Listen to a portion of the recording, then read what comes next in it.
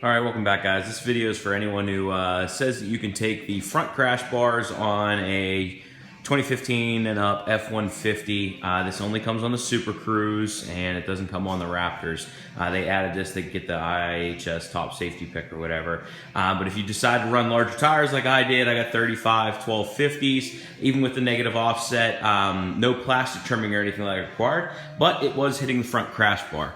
So read a bunch of things online. They say, oh yeah, you can go ahead and just swap them, because if you look at it here, I'll show you what it looks like.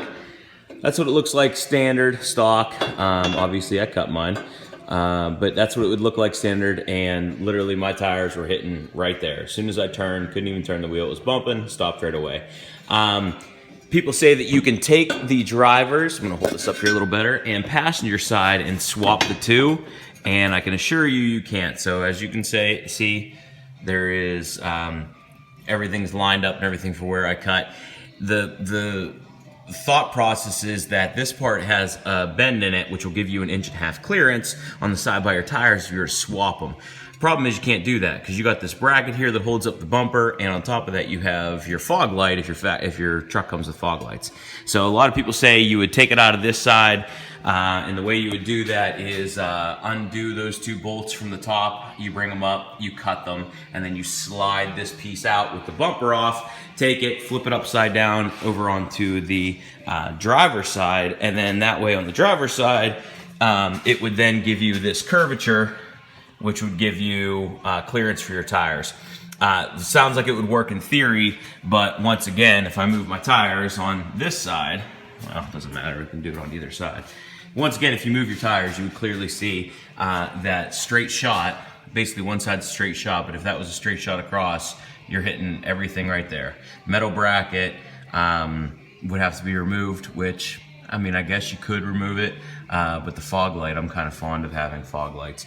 So I went ahead and did a quick cut right now, and then from here I'm going to trim those two bolts from the inside, slide the entire thing out to give me the clean finish.